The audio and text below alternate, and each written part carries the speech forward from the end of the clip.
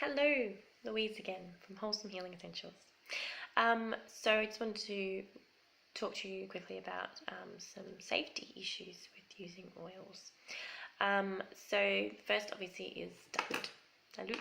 Dilute wherever you can, especially on kids.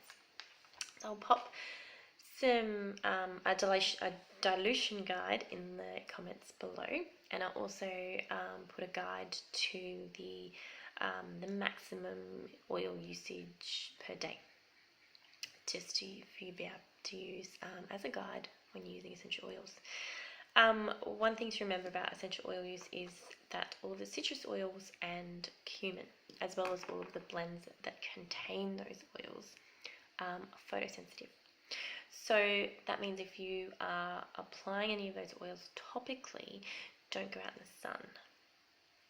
Otherwise, you could potentially you could burn. You could have a really bad reaction to it. It could be like a chemical burn, not just a sunburn. It can be quite severe. It's not always like that. It's not always the case, but it can be.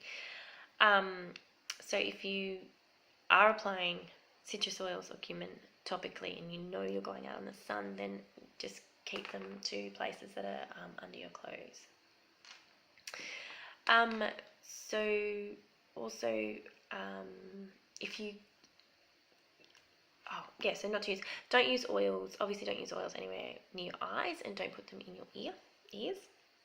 And if you do happen to get essential oils on a sensitive area and they are burning, or if your kids, I know my kids sometimes are so careful, they go to smell it and sometimes touch their lips and it starts to burn their lip a little bit, just grab a carrier oil. Okay, don't use water, it makes it worse. But if you get a carrier oil and just apply a little bit of carrier oil to wherever it's burning, it will ease that burn.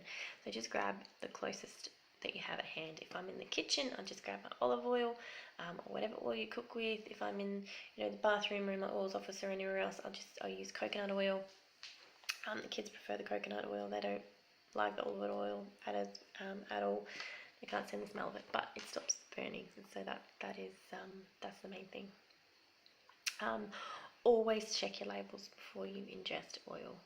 Make sure it does say for flavouring use, otherwise it is absolutely not to be ingested. You should avoid peppermint. Try and avoid peppermint if you're lactating. It can impact your supply. Doesn't always, but it can. Avoid clary sage and clary calm while you're pregnant. And also clary calm is not to be used on young girls before they've started their cycle. So that's just a few oil safety tips, and I will put a few I'll put a few guides and some links in the comments below.